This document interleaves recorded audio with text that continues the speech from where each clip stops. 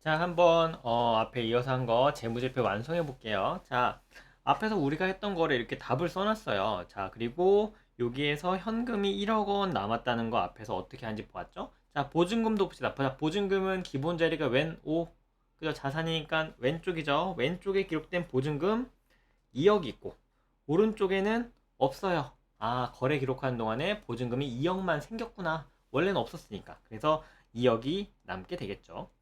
인테리어는 왼쪽에 있고 오른쪽에 없죠? 아, 원래 인테리어라는 게 없었는데 거래 기록하면서 1억 생겼고 나간 건 없다. 1억 생겼죠. 그렇게 해서 자, 자산 합계 얼마 돼요? 자산은 4억 원이 있게 되겠죠.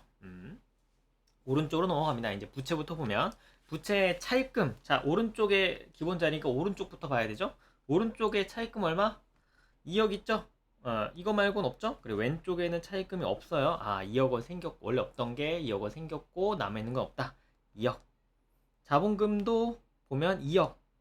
이익이익 있나요? 자, 이익잉여금은 우리가 회계기초 때 배웠죠? 이익이 나야 쌓이는 게 이익잉여금이잖아요. 맞나요? 그래서 이 이익잉여금은 우리가 지금 거래 기록하면서 수익도 없었고요. 비용도 없었어요. 그러니 당연히 이익도 안 남아요. 그러니 당연히 이익잉여금도 없어요. 이해되시죠? 자, 이렇게 해서 부채와 자본. 자, 오른쪽에 기록된 부채와 자본의 합계는 얼마? 4억 원이 되겠죠? 이렇게 왼쪽에 4억, 자산의 합계 4억과 오른쪽에 부채 자본의 합계도 4억. 그래서 결국 채권자가 투자한 금액 2억 원과 주주가 투자한 금액 2억 원을 가지고 회사는 4억 원에 사업하는데 필요한 그 자산들을 취득한 걸 확인할 수 있습니다. 이렇게 자산의 합계가 부채 자본의 합계가 같죠. 그러면 이제 여기에서 좀 더 심화해서 다음 거래를 한번 보도록 할게요. 자, 다음 거래. 자, 이 다음 거래 이제 앞에서는 사업을 준비하는 단계에서 재무상태표 항목만 나왔다면 이번에는 손익계산서 항목이 주가 되는 거래들이에요. 자, 여러분들 일단은 근데 이 거래, 이번 거래 이거 기록하기 전에요. 기록하기 전에 여러분들 가급적이면 우리가 시리즈로 만들었던 그 뭐죠? 반나절 회계기초를 먼저 한번 쭉 보시고 그거 한번 보는데 한 4시간 걸리잖아요. 반나절 회계기초를 쭉 보시고 여기까지 오는 걸 좀 추천을 드릴게요. 왜냐면 여기에서 나오는 이제 거래 기록할 때 손익 항목은 우리가 그 거래를 수행하면서 그 뭐 그 재고 자산이나 그리고 뭐 그 감가상각비나 이렇게 그 실제 그 재무상태 항목들이 어떠한 분계에 따라서 거래가 기록되는지를 좀 거래 그 계정금액의 특성을 좀 배워야 돼서 그런데 이거를 이번 단계에서 하기에는 좀 약간 겹치는 게 있어서 우리가 먼저 회계 기초를 쭉 한번 들으시고 요 과정으로 돌아오시길 바라면서 저는 그렇게 했다라고 전제하고 한번 이 거래들을 한번 차근차근 같이 기록을 해 보도록 할게요. 자, 일단 자, 여기 첫 번째 거래 한번 읽어볼게요. 1년치 가방 재고를 매입하고 400만 원을 지출하자. 지금 우리가 가방을 수입해서 파는 회사인데 지금 우리가 팔 만한 가방이 없었어요. 이렇게 우리가 팔아서 돈을 벌기 위해서 가지고 있는 자산을 재고 자산이라고 하는데 재고가 없는 거죠. 그래서 우리는 이 가방을 만드는 해외 제조사로부터 사갖고 왔어요. 얼마를? 400만 원을 주고 사갖고 왔죠. 자, 그러면 우리 회사에서 뭐 나간다? 현금 나가겠죠? 왼쪽, 오른쪽 나가는 거니까 감소해서 오른쪽이 되겠죠? 자, 현금이 400만 원 나갑니다. 자, 그 대가로 뭘 받아요? 재고자산이라고 하는 자산 가져오겠죠? 그래서 자산은 기본적으로 왼쪽이니까 재고자산이 400만 원 기록될 거예요. 이거는 여러분들 재고자산이라고 하는 큰 계정 과목 내에 우리가 떼다 파는 재고라고 해서 이제 상품이라고 기록돼요. 상품. 그냥 참고하시기 바래요. 상품. 자, 그 다음에 거래 한번 읽어볼까요? 1년간 가방을 모두 7천만 원에 팔았다. 자, 드디어 우리가 여러분들 우리는 어떤 업을 영위하는 회사다? 가방을 수입해서 판매하는 도소매업을 영위하는 회사죠? 그죠? 근데 우리가 드디어 이 도소매업에서 본업에서 돈을 벌었어요. 우리 가방을 떼서 가져온 걸 가지고 7천만 원어치를 팔았대요. 7천만 원어치가 이 전체 우리가 매입한 가방 400만 원어치를 모두 팔아서 번 돈이라고 한번 가정해 봅시다. 이 거래 한번 잘 한번 보세요. 이렇게 우리 회사의 주된 영업 활동에서 드디어 돈을 벌면 수익이 기록됐는데 수익 이때 우리 본업에서 번 돈을 매출액이라고 해요. 여러분들 우리가 그 회계기초 배울 때 수입은 회사가 번 돈이다라고 했는데 이 번 돈은 크게 보면 둘로 나눠요. 크게 보면 회사가 벌어들인 수입은 그 회사의 설립 목적과도 같은 본업에서 버는 돈인 매출액이 있고요. 매출액.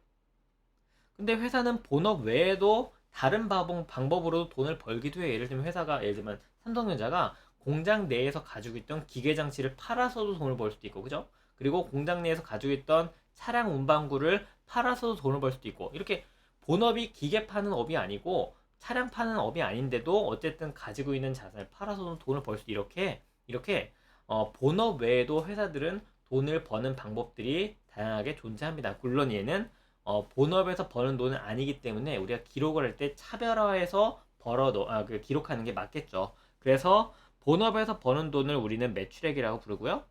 그 외에 남은 나머지 모든 그 수입 항목들을 영업외 수익이라고 해요. 영업외 수익. 그래서 영업외 수익이 잡히겠죠? 자, 어쨌든 우리는 본업에서 7천만 원 벌었습니다. 자, 벌었대요. 지금 여기 별다른 내용이 없으니까 우리가 돈을 받아온 거래라고 한번 해볼게요. 자, 그럼 우리 회사에 뭐 들어와요? 7천만 원 현금으로 가방 팔면서 돈 벌었으니까 현금이 들어오겠죠? 현금은 증가되니까 왼쪽, 오른쪽? 왼쪽에 현금이 7천만 원이 잡힐 거예요. 자, 자, 그리고 그 대가로 우리는 뭘 주나요? 우리가 지금 가지고 있던 재고자산이라고 하는 가방을 주잖아요. 맞나요? 즉, 그 재고자산이 우리 회사 밖으로 유출되겠죠. 그 대가로 돈 받아온 거니까. 자, 그러면 가방을 줘야 되니까 가방을 아까 재고자산이라고 적었잖아요. 얘가 우리 회사에서 사라지니 감소하게 되겠죠. 그럼 여러분들, 얘는 자산이 증가해요, 감소해요? 감소니까 왼쪽, 오른쪽? 그렇죠. 오른쪽에 재고자산이라고 하는 자산이 얼마 사라져요? 우리 얼마 사온 거? 그래서 400만 원이라고 사업 공고를 주게 되니까 오른쪽에 적게 되죠. 이때 저는 지금 왼쪽 오른쪽 적었는데 이거 줄을 달리해서 적었어요. 그리고 보니까 왼쪽과 오른쪽의 금액이 안 맞죠? 자, 이제 빈칸을 채워보도록 합시다. 자, 현금 7천만 원 들어온 거요. 왜요? 왜 받았죠? 우리가 본업에서 가방 팔아서 번 업인데 가방을 팔아서 실제 돈 받았잖아요. 그럼 우리는 아까 수익 중에 어떤 수익? 매출액이라는 수입이 잡힌다고 했죠? 매출액을 기록해야 돼. 매출액이 얼마? 7천만 원 받고 팔았으니까 7천 번 거잖아요. 그래서 우리 손익계산서 계정이 드디어 나왔는데 손익계산서 계정 과목 중에 뭐가? 본업에서 번 돈인 이 매출액이 7천만 원이 적혀야 돼요. 자, 수익이죠? 수익은 기본 자리가 왼쪽이라고 했어요? 오른쪽이라고 했어요? 오른쪽. 그래서 여기에 매출액이라고 하는 수익이 7천만 원이 잡힙니다. 7천만 원. 이해되시나요? 결국 매출액을 벌어들이면서 돈 7천을 받아왔구나 라는 걸 알 수 있죠. 자, 그 대가로 우리가 재고자산 400만 원을 주는데 여러분들 이 400만 원 정도 우리가 돈 주고 산 이 자산을 쟤한테 줬어요. 줬으면 우리가 그 준 대가로 왼쪽에 뭔가를 기록해야 되는데 그만큼 회사는 손실 났죠. 뭐죠? 가지고 있는 자산이 나갔으니까 비용 처리가 된다라고 보는 거예요. 이때 그 비용을 뭐라고 적냐면 우리 비용 기록하는 건 여러 가지가 종류가 있는데 우리 나중에 회계기초에 제가 추가로 클립을 넣을 건데 나중에 한번 거기서 손익계산서 항목을 한번 들어보시길 바래요. 회사가 손익계산서에 수익과 비용을 잡는데 수익에는 아까 크게 보면 두 가지 종류가 있다고 했죠.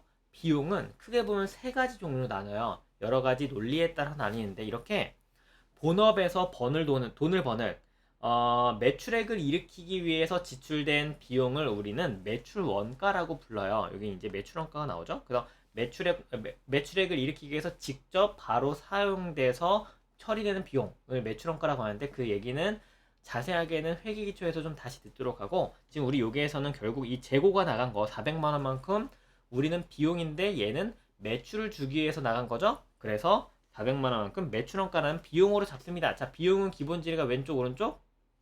왼쪽이죠. 그래서 매출 원가가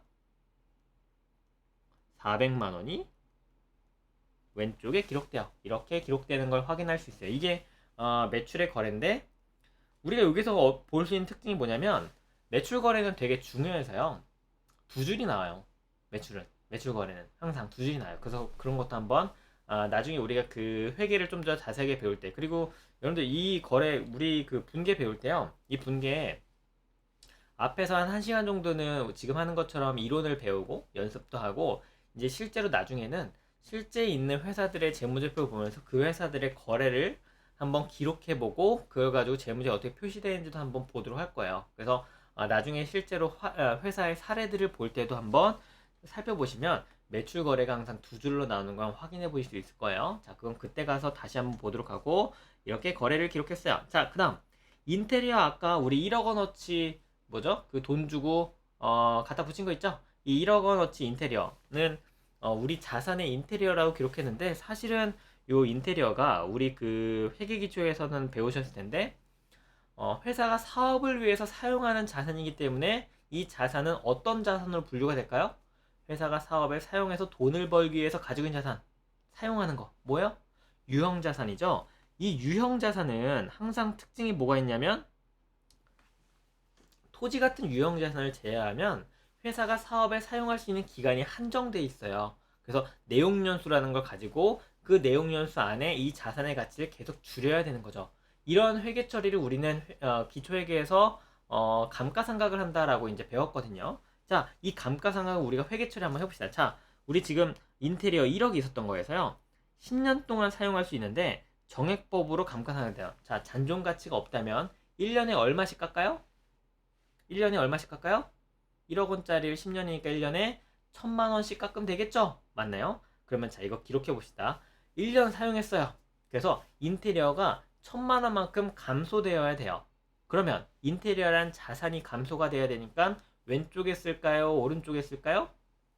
자산이 감소니까 오른쪽에 쓰겠죠? 오른쪽에 인테리어 얼마? 1000만 원만큼 기록돼요.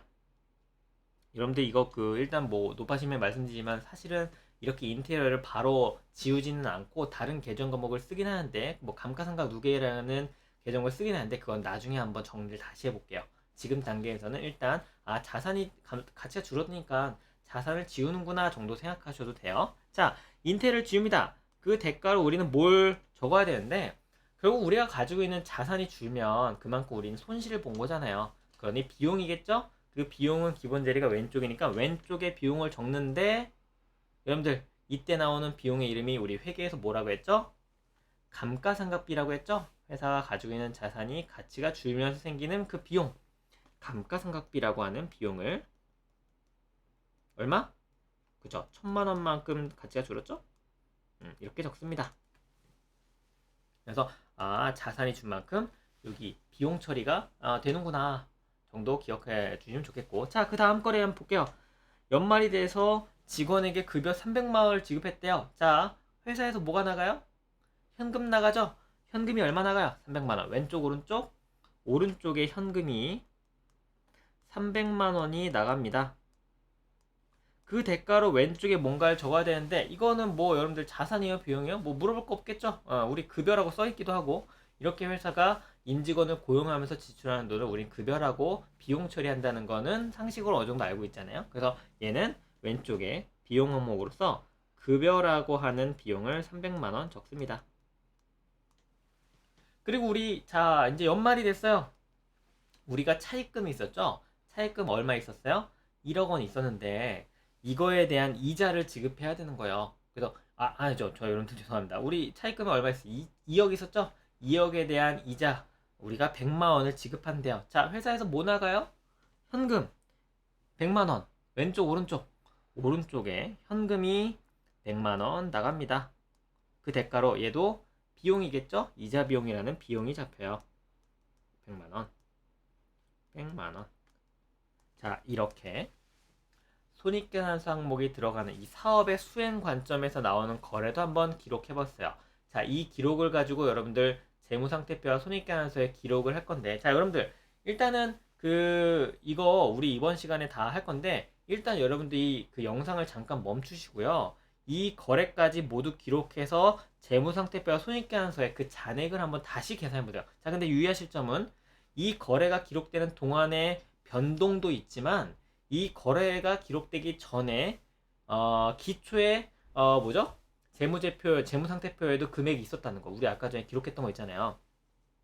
그 금액이 있었다는 걸 기억하면서 그 기초에 금액이 있고 거래가 기록되면서 변동이 있고 그 다음에 남은 금액이 요게 얼마에 적힐까를 여기에다 더하기 빼기로 한번 적어보는 시간을 가지시기 바래요. 자, 그거 혼자 한번 해보시고 저는 딱 뿅 한 다음에 다시 이제 한번 계산을 같이 해보도록 할게요. 자, 여러분들 지금 한번 멈추시고 한번 해보세요.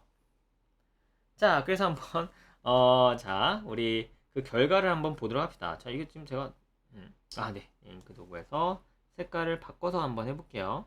이 색깔이면 좀 잘 보이겠죠? 자, 우리 일단 기초에 했던 거, 우리 지난 지난 시간까지 딱 정했던 그 사업의 준비 단계에서 가지고 있던 재무상태표까지는 먼저 넣어볼게요. 자, 먼저 현금이 얼마 있었어요? 1억 남았었죠. 뭐야? 색깔이 안 변했어. 응? 녹색 했는데, 자, 다시. 네. 녹색. 자, 다시. 현금 1억 있었죠? 1억. 그리고 재고는 아까 없었고, 보증금이 얼마 있었어요? 보증금 우리 2억 넣었었죠? 이 숫자만 넣을게요. 2억. 그리고 인테리어도 1억 샀었죠? 차입금은 2억 있었고, 자본금이 2억 있었어요. 이게 기초의 금액인데, 자, 한번 이제 이 변동을 다른 색깔로 바꿔서 넣어보고 싶은데 지금 미리 안 들어오죠? 자, 뭐 이런 게 다 있죠? 됐어요. 자, 죄송합니다. 자, 한번 해볼게요. 자, 그러면 얘는 빨간색으로, 우리 지금 빨간색 하고 있으니까. 자, 먼저 현금 400만 원 나가요. 현금은 좀 적을 게 많으니까 요 위로 한번 뺄까요? 현금은 먼저 1억 있었는데 얼마 나가요? 400만 원 나가죠? 400만 원 나가요. 그 대신에 재고 자산이라는 자산이 400 들어왔죠? 여기 재고가 이렇게 하니까 좀 되게 불편하네요. 자, 재고가 어쨌든 재고가 밑에다 한번 빼서 볼게요. 재고는 400만 원이 생겼어요.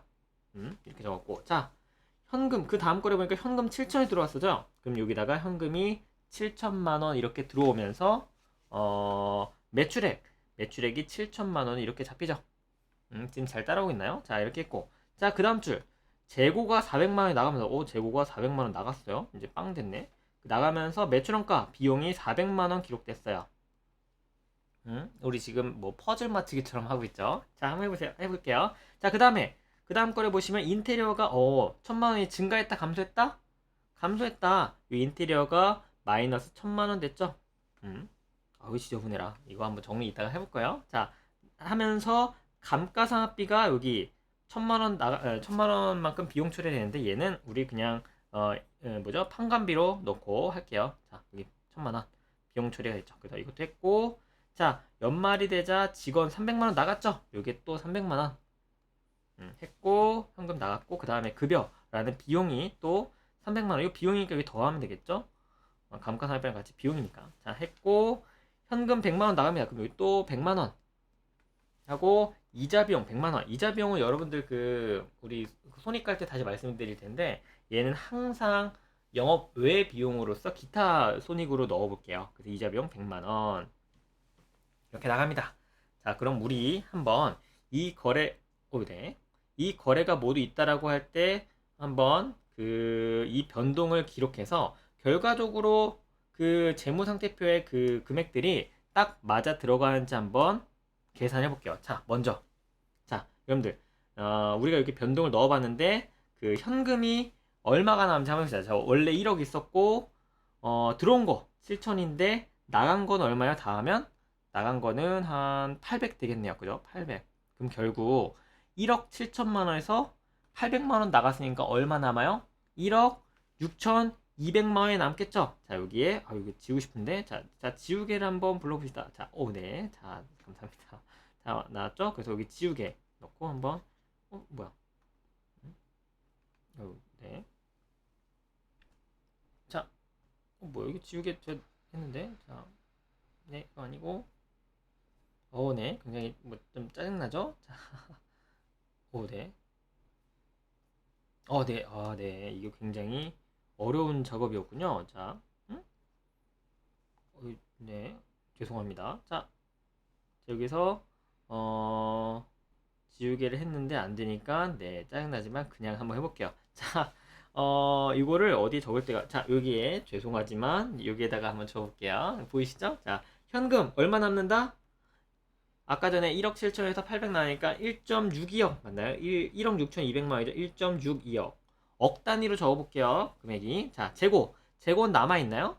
재고는 400 들어왔다 400 나와서 없죠. 재고 빵. 그리고 보증금은 변화가 없어요. 보증금은 2억.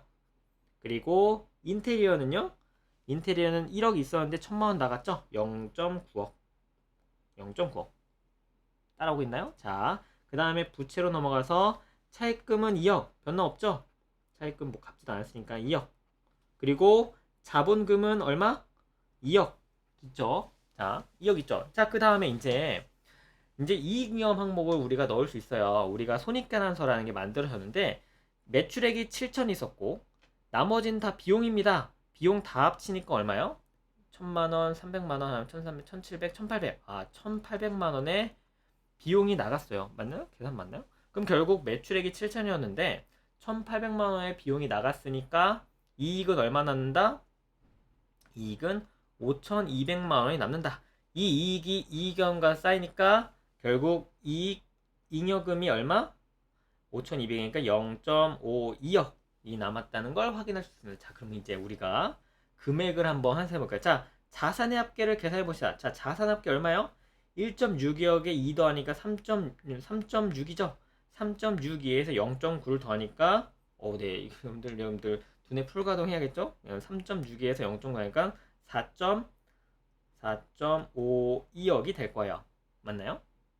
자산이 아까 그 뭐죠? 사업 준비 단계를 지났을 때는 4억이었는데 5,200만 원 늘었어요. 자산 증가. 자, 부채 자본의 합계 봅시다. 부채 자본의 합계 보시면 차입금 2억, 자본금 2억 하면 이거 4억인데 5,200만 원 증가했으니까 결국 부채 자본의 합계도 4.52억이 되겠네요. 어우, 다행히 금액 맞았네요. 이거 처음 해보는데 어쨌든 자, 이렇게 우리가 이번 시간까지 해서요. 간단하게 분개하는 연습을 했거든요. 우리가 첫 시간에 네 가지죠.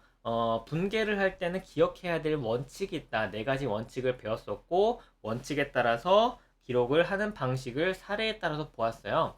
이거 여러분들 앞에서도 사실 좀 말씀을 드렸는데 이 분개는 되게 중요해요. 여러분들이 재무제표를 분석한다고 할 때 그냥 겉에 나와 있는 이 재무제표의 계정 과목의 성질만 알고 변동을 보고 분석을 하면 가능해요. 하지만 여러분들이 그건 제가 생각할 때 반쪽짜리 분석이라고 생각해요.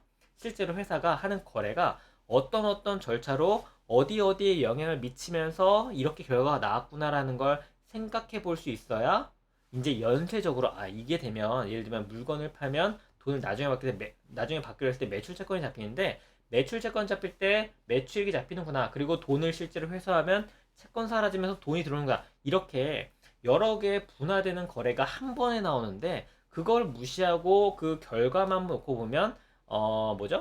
연쇄적인 이런 거래를 그 생각을 하기 힘들거든요. 그래서 가급적이면 분석을 하기 위해서 이 분계에 따라서 머릿속에 생각하는 연습을 하시길 바라면서 그래서 간단하게 원칙을 한번 배워봤어요.